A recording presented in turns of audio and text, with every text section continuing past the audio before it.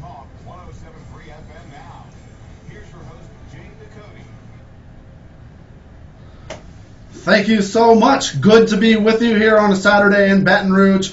You're listening to the BiteandBooze.com radio show presented by Calandro Supermarket. Got a really cool show coming up. Got Jeremy Langlois in studio with me. He's the executive chef at Ladle's Landing at the Houmas House Plantation, right, Jeremy? That's right, Jay. Pleasure to have me. Yeah, absolutely. Thanks so much for being here. We're gonna talk all about Houmas House and all the cool culinary things I'll have going on the show today. We're gonna interview Jason Broussard, one of the top 100 contestants on MasterChef this week. We didn't get to see him on Monday and Tuesday, so this upcoming week on Monday, we're hoping to see some of him. We're going to get to talk to him, talk about what he cooked for Gordon Ramsay and Graham Elliott and those guys. We'll talk a little bit about my experience on the show as well, since that aired last week. Obviously, I did not get an apron, but I did get a good little bit of television time talking about drinking bourbon while cooking for Gordon Ramsay. So there you go. Yeah, it was quite enjoyable. Got a couple giveaways to do as well. Another $100 gift card to the Kingfish restaurant at the Hilton Baton Rouge Capitol Center, and then we're going to talk about the burger challenge, the OMG burger challenge at Uncle E's Wings and Things that I'm going to be participating in. So let's get into it, Jeremy. Let's talk a little bit about Houmas House. Let's talk about your journey getting there. You studied under John Folse a little bit, cooked for him. That's right. Yeah, absolutely. Well, I mean, we've really been we've really gone leaps and bounds over at Houmas House than I could have ever imagined when we started. I actually came aboard to open up the restaurants. That was in 2004. We opened up Latil's in 2005, and that was our first restaurant on the property. But Houmas House has become such a big operation. Not only do we have Latil's, which is our fine dining restaurant, but we also have 7 days a week we're open for lunch with a Cafe Burnside. And not only that, but we do a lot of events and things like that as Houmas House as well. Whether it be weddings or corporate events or tourism things, because just the beautiful property, we have different little ballrooms and things like that. So really an insane size operation that we have going on there with all kind of, I got my hand in all kind of little pots that I'm stirring that we have going on there. So just amazing things have been happening. Yeah, it's really a gorgeous property. My first experience out there was for a wedding. I had a couple friends, Paul and Courtney. They live in Chicago now, but they got married at Houmas House. We did the reception there. I got married on the front lawn, did the reception in the back, and it was really beautiful. And then I've been a couple times to eat now. Just went recently with a Baton Rouge foodies group, and unfortunately you weren't there. It was on a Wednesday. Yeah, y'all booked it like 2 days. It just popped up out of nowhere, and unfortunately I had a prior engagement already booked. But your sous chef Brian Duck took good care of us. Absolutely. It seems like both of y'all can run the kitchen pretty well over there. That's right. Oh yeah, I have such an amazing team. Really have been blessed as a chef. If people who know the ins and outs of the industry and things like that know you have just crazy people, high amounts of turnover, things like that. I've had my two sous chefs, Brian Duck and Chris Foster, have been with me for 5+ years. Oh wow. Also, a lot of the wait staff and a lot of my team have been with me for about that same amount of time. So just a really incredible staff. Yeah, that's fantastic. So. You've only been at Plantations, but you didn't start at Houmas House, right? Where did you get your start? It's really funny. I've only worked at Plantations, but up until before coming on to Houmas House, I worked with Chef John Folse for just under 10 years, about 9.5 years. Oh wow! I pretty much feel like I was hatched there. I started there whenever I was 16, working at White Oak Plantation, the catering facility in Baton Rouge. Actually, I started there as a dishwasher / groundskeeper. 16 years old. It was my first job. Right on. I had never up until then, my signature dish was Pop-Tarts. Like, I had never cooked anything before in my life. I could use a toaster, huh? Yeah, I could use a microwave and a toaster, and that was about it. Never operated an oven or a stovetop. Had no interest in cooking. But I was just instantly, when I started working on the property, I was instantly attracted to the kitchen. I would see the guys and gals in the kitchen they would come in with the thing that as a 16-year-old Jeremy what attracted me was they would come in with toolboxes, but instead of having like it would be a regular toolbox you would get from the Home Depot or something, but chefs keep their knives and things like that, and I was like, wow, I want a toolbox full of knives. Right, and I was just attracted to the kitchen, toolbox, huh? the fire, the big knives. I thought that was all cool, so I wanted to work in the kitchen. So I would go in early. I would do whatever I can to see if I could help out in any way. I'd finish up the chores I was supposed to do. I'd go in there, and they would teach me how to chop an onion, chop parsley. And that was the starting of my career. I started off, by the time I was 18, still in high school, I was running events at Houmas House. They do at White Oak, they do off-premise catering. They would put me on little events and send me out. They would put me on weddings. I would take care of those. Kind of caught the eye of Chef John Foles at the time. He wound up giving me a full scholarship to his institute at Nicholls State. Okay. He wound up moving me over to his Lafitte's Landing restaurant, which was the one that actually wound up burning down in 1998 at the foot of the Sunshine Bridge. But he moved me over there and wanted me to go in the kitchen, and that's when I actually really fell in love with the whole restaurant scene, all the excitements and the ins and outs of just becoming a restaurant guy. And I started off there and I worked my way up, and eventually I wound up becoming executive chef of his Lafitte's Landing at Bittersweet when I was 22 years old, and that was in 2001. Wow. Well, congratulations to you on all of that. So then a few years ago, you get a call from Kevin Kelly, right? Owner of the Houmas House. Yeah, that's right. Kevin originally he had got the plantation and just. He bought it in 2003. He bought the plantation in 2003. It was a little bit run down. It was run down. The gardens that you see out there today were not there in 2003, not like they are now. He's really done a marvelous job restoring that home and making it just a tourist attraction as well as just the historical building that it is. His vision is really unbound. The things that he saw, the potential that the property could have. Houmas House was known as the crown jewel of Louisiana, and it hadn't been. But now that he's come in for this new millennium, he's really kind of restored that name back to the property. Just with all the gardens, the restaurants, the grounds are just absolutely amazing. Whenever you step onto Houmas House, it's right outside of Baton Rouge, but when you step onto it, it's like entering another world. I call it Disneyland for adults. It kind of isn't. And speaking of the Disneyland for adults, we started our meal there a week ago at the Turtle Bar. That's right. Yeah. That was a really it's a cool spot, guys. If you've never been, go over for a meal at the Houmas House. Take a stroll through the gardens and walk around the gardens, and then find the Turtle Bar. It's in a Garçonnière. Yeah, it's a little close to right. That's you got it, man. Your French is amazing. It's a little white tavern. Houmas House is unique. It has these two white taverns on the property. They're called Garçonnières, which translates to boys' cottage. And it's one of the things that makes Houmas House unique. Not every plantation has those. We've converted one to our bar, but the original historical reason for the Garçonnière was it was the boys' cottage where a male of the plantation would move to that house at around age 14, and that was kind of his first steps to becoming an independent man. He would have his room upstairs, and he would smoke cigars and play poker down below. So we've taken at 14. That's right. He's a man, right? That's how he rolls. So we've taken that same thing and we've totally converted one of our Garçonnières into the Turtle Bar. The only reason why it's called the Turtle Bar is we just happen to have a bunch of little antique turtles and turtle shells and things like that, a turtle chandelier. We never intentionally wanted to call it the Turtle Bar, but people came in, they saw all the little turtle decor, and they started calling it the Turtle Bar, and it just kind of stuck. There you go. Well, it's just a neat place to go have a couple of cocktails before the dinner at Ladle's, that's for sure.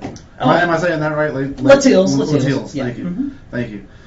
So that's what we did last time I was there with the BR Foodies. We went and had a couple cocktails at the Turtle Bar, and then we went over to Latil's and went up and we went onto the second floor where we had the dining table set up, which is just kind of a really unique place to eat. It was we were actually in the home, in the plantation. That's the beautiful thing about we have four. The main restaurant is comprised of 4 small rooms. We can only fit about 18 people in most of the rooms. The one you were in holds a little bit more. We can get up to 28.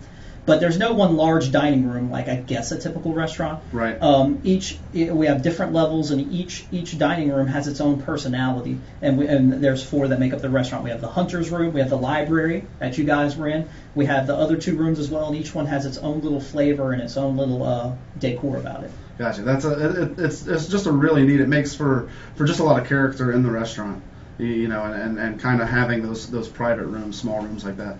So let's talk about your menu a little bit. You've this is really your menu. This is your time to shine. That you're putting all this stuff together. You've got really cool stuff to work with. Obviously a chance to create some real fine dining stuff. What are some of your favorite dishes on the menu? And just tell me a little bit about those. Well, how I approach the menu is our philosophy behind the food at Houmas House is we just want it to be grand. And the cool thing about Houmas House is it's still very much a working plantation. These plantations were always businesses, but nothing. There's really no rules. So the only thing we do is we focus on. Obviously the menu is a Louisiana-centric menu. We do some dishes that are very classical, but at the same time, we like to have fun with food. We like to really go out and try to impress as well. So we'll play around with food and maybe try to be kind of creative, maybe see some things you haven't seen before. So just really everything is grounded in the wonderful ingredients of Louisiana, and then we just kind of take liberty with it. Like I think y'all had the crab and mango cake with remoulade sauce. The crab and mango cake was absolutely fantastic. The lump crab meat in there, really delicious, and then the mango kind of brought it out. With the chipotle remoulade. And that's something, and the mix of those flavors that I like to do is a good example of some of the things I definitely subconsciously kind of think about, or consciously, I guess. I add mango to the crab cakes, and because crab is naturally kind of sweet, and you add this kind of tart and sweet mango, and then they're both kind of light, and then I contrast it with a creamy kind of spicy remoulade sauce, and then it's really kind of kicked up with that chipotle, so it really adds a great flavor and a great kind of contrast. That all kind of works together too at the same time. Yeah, that's one of your most popular lunch dishes over there is putting that crab cake on a salad, right? Yep, that's what we do. And then y'all had the bisque of curried pumpkin, crawfish, and corn, which is probably our signature dish. Yeah, curried pumpkin. You don't see that too often. And then you did something really cool with it that I put about on the blog right now, guys. If you go to biteandbooze.com, you'll see it on the homepage somewhere. There's a blog post about this entire meal that we're talking about. Really fantastic stuff at Houmas House Plantation at Latiel's Landing, excuse me. So it's a bisque of curried pumpkin, crawfish, and corn. So it's really like kind of a typical Louisiana crawfish and corn bisque, but with curried pumpkin. Yep, that's right. Yeah, just playing around with soups. You always see the crawfish corn and maybe a potato soup, the crawfish boil kind of soup. And I was just playing with those flavors, and I wind up using as one of the main thickeners pumpkin for the soup. Spiced it with a little curry and had these really robust spice to it. And then to balance it all out, actually my secret ingredient that I put in there is not really secret, but I'll tell you anyway, and you great folks who listen. But I put Steen's cane syrup in the soup. Oh, nice. So I have the spice from the curry, I have the sweetness from the cane syrup, and it just goes together so well. Yeah, that Steen's cane syrup is something that it's really becoming a trendy product to use in Louisiana.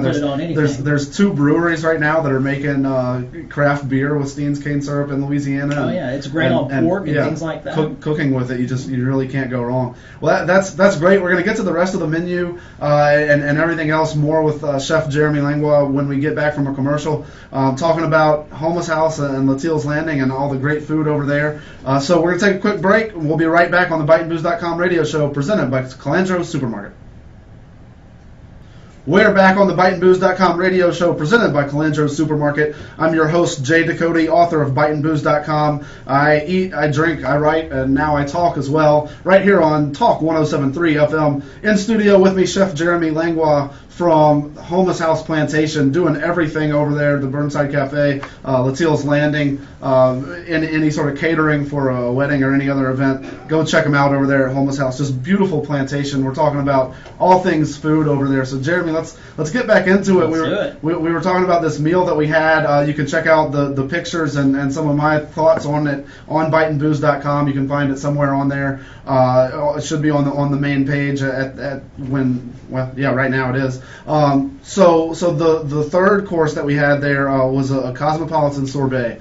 Kind of right in between the appetizer with the crab and mango cake and then the bisque of curried pumpkin, crawfish, and corn. And so then we brought out this sorbet. Yeah, I always I'm chuckling because this sorbet is probably it's we do a couple of things that I call them the free things. Whenever you go to a restaurant, you have the amuse-bouche, you have sorbet, you might have the bread and the butter and things like that. And I always chuckle because the things that we've become known for, or our little things we give away, and this sorbet has just become crazy popular. It used to be that we would just, as a palate cleanser, I would make a different sorbet. I'd make a mango sorbet, whatever, a little fruit sorbet, and we would just send it out. It's complimentary. We'll send it out right before the entree comes out if you come and have a meal. And then one day, just playing around, I came up with this one sorbet. Figure I'd run it for a couple days, and then it was so demanded, and people were so offended that wasn't there anymore when they came that I had to bring it back and do it. And what it is, it's just I call it a cosmopolitan sorbet. And what it is it's kind of a play on the drink, a cosmopolitan, which I like to tease, if you see someone drinking a girly cosmopolitan, a guy or something like that. But cosmopolitans are awesome, and I made a sorbet out of it. I made a cranberry and triple sec sorbet, and we set it down in front of you, and then what we do is we drizzle a little bit of Grey Goose, orange flavored Grey Goose vodka on top. So the vodka will kind of melt over that sorbet, and it becomes this refreshing palate cleanser, which has all the flavors of a cosmopolitan drink in it. Right on. And then you topped it off. The one that we had was topped off with a shot of the orange Grey Goose vodka. Yeah, put the vodka right on top. Yeah. So it was really just an interesting way to transition from the appetizer and the soup, cleanse the palate with that sorbet, kind of light, refreshing, but just very tasty as well. And then we got into the entrees. Yeah, what we did for y'all, we did a dual entree, a little surf and turf. On one side of the plate, we had a papaya stuffed lobster, half a stuffed lobster. It was on a little bed of risotto with baby tomatoes and crawfish. Yeah. And then on the other side, we had another one of our signature dishes, which is our community coffee marinated rack of lamb. And that lamb really was the hit of the night for us. Okay. That's probably my favorite dish on the menu. Just blown away by the lamb. I mean, one of the best lamb chops that I've ever had, and the community coffee flavor that it got on just the outside of the lamb, the marinade with the community coffee, it really just kind of brought it to a whole new level that's hard to describe. So if you're out there listening and it sounds good, just go over to Houmas House and get one. Yeah. But great. Just using Louisiana products again. You talked about Steen's cane syrup. You're using community coffee here, and that's what I try to do with the menu. That's how I approach it. We get our lamb. I try to use as much local ingredients as we can, but for different dishes we take liberty to them. But we always try to bring it home to Louisiana. I think that's very important, especially for the menu that we're trying to present. So the lamb is a perfect example. I mean, there's really no lamb in Louisiana. It's not necessarily Louisiana like, say, crawfish is Louisiana. Right. But what we do is we use Colorado rack of lamb, which is beautiful. The farm-raised Colorado rack of lambs are gorgeous. And they have nice, big, beautiful eyes. Whereas a lot of times, if you ever see the small lamb chops, not a big fan of those. Those are typically New Zealand lamb chops. We use Colorado. That comes from Colorado. But what we do is I marinate them in community coffee. And while that might kind of sound a little bit strange at first, the coffee isn't sweetened. We do a double batch of community coffee, so twice the amount of coffee grounds to water than you would normally do.